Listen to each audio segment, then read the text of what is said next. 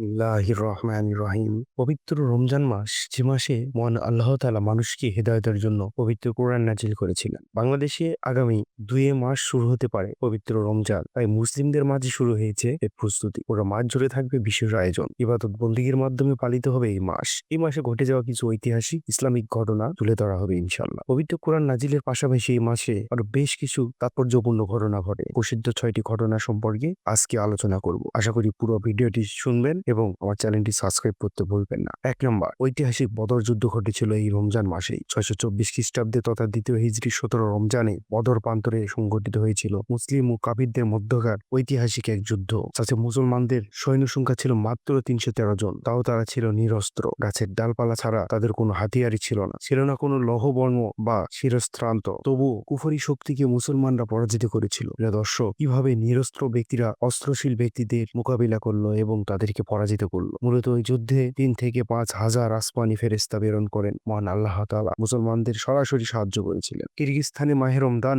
শুরু। ২৮ ফেব্রুয়ারি আবু তাহের, উতবা, শাহিতাবা মোট ৭০ জন কাফির নিহত হয় এই যুদ্ধে। আরো ৭০ জন কাফির মুসলমানদের হাতে বন্দী হয়। অন্যদিকে ১৪ জন মুসলিম মুজাহিদ বীর বিক্রমের লড়াই করে শাহাদত গৌরব অর্জন করেন। দ্বিতীয়তম মক্কা বিজয়। এই রমজান মাসেই মক্কা বিজয় হয়েছিল। ৮ম হিজরি ২০ বা ২১ রমজান শুক্রবার নবীজি সাল্লাল্লাহু আলাইহি সাল্লাম সাহাবায়ে কেরামে মক্কা বিজয় করেন। তখন কাবাঘর মুশরিকদের ৩৬০টি মূর্তি দিয়ে ভরা ছিল। মুসলমানরা সেগুলো অপসারণ করে আল্লাহ তাআলার ঘরকে পবিত্র করে রাখে। তৃতীয়তম নাখলা নামক জায়গায় মূর্তি অপসারণ করে। রাসূল সাল্লাল্লাহু আলাইহি সাল্লাম ৮ম হিজরির ২৫ রমজান হযরত খালিদ বিন ওয়ালিদ রাদিয়াল্লাহু তাআলার নেতৃত্বে একদল সৈন্যবাহিনী প্রেরণ করেন নাখলা নামক জায়গায় একটি বৃহদাকার মূর্তি অপসারণের জন্য। কাফিররা তার পূজা করত, যার নাম ছিল ইজ্জা। হযরত খালিদ ইবনে ওয়ালিদ নিজ হাতে ওই মূর্তি অপসারণ করে। এরপর তিনি বলেন, আর কখনো এখানে উজ্জার উপাসনা হবে না। চতুর্থতম, তাইফ লাত নামক একটি মূর্তি অপসারণ। ৯ম হিজরির রমজান মাসে। রমজান মাস কতটা গুরুত্বপূর্ণ, সুবহানাল্লাহ। এই মাসে তাইফ লাত নামক মূর্তি অপসারণ করা হয়। তাইফ শাফিব গোত্র স্বেচ্ছায় ইসলাম ধর্ম গ্রহণ করে। তারা নিজেরাই স্বতঃস্ফূর্তভাবে নিজেদের উপাস্য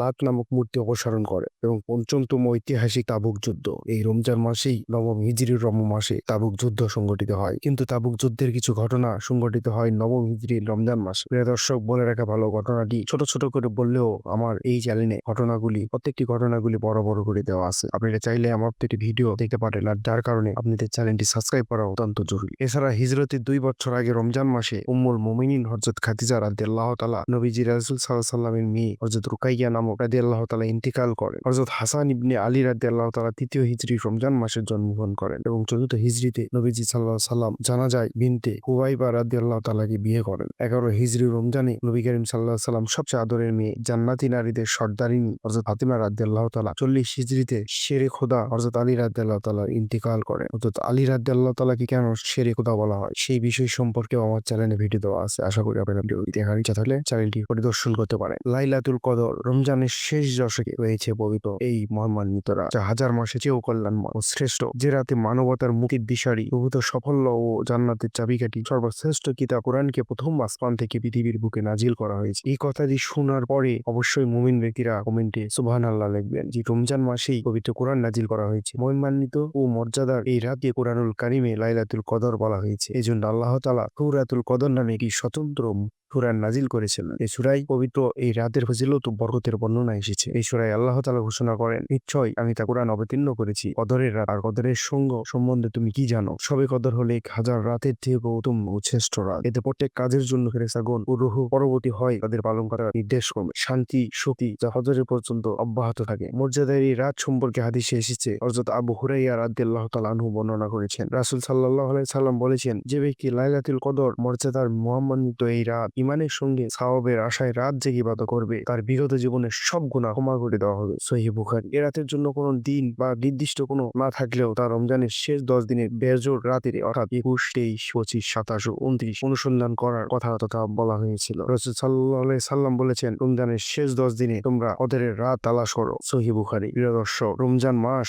অতি ফজিলত ও গুরুত্বপূর্ণ একটি মাস। এই মাসে শয়তানকে তালাবদ্ধ করে রাখা হয় এবং জান্নাতের দরজাগুলো খুলে রাখা জাহান্নামকে বন্ধ করে দেওয়া হয়। হয়। সুতরাং এই মাসকে আমরা আঁকড়ে ধরবো। এই মাসেই আমাদের ভুল, আমাদের জীবনের যত চাওয়া পাওয়া সব আল্লাহর কাছে আমরা চেয়ে নিব। এই মাসে আমরা মুক্তি চাইবো আল্লাহর কাছে যে আল্লাহ আমাদের সমস্ত বিপদ আসান থেকে আমাদের মুক্তি করে। প্রিয় দর্শক, এই মাসের ফজিলত এতটাই বেশি যে এখন থেকেই এই মাস সম্পর্কে আমাদের প্রস্তুতি নেওয়া দরকার। তো দর্শক, রমজান সম্পর্কে আরো অনেক ভিডিও আমার চ্যানেলে দেওয়া হোক। আশা করি সম্পূর্ণ ভিডিওগুলো দেখে চ্যানেলটি সাবস্ক্রাইব করতে ভুলবেন না। অবশ্যই কমেন্ট বক্সে লিখবেন আপনাদের কোনো বিষয়ে যদি জানার আগ্রহ থেকে। আজকের মতো ভিডিওটি এখানেই। সবাই ভালো থাকবেন, সুস্থ থাকবেন। আসসালামু আলাইকুম।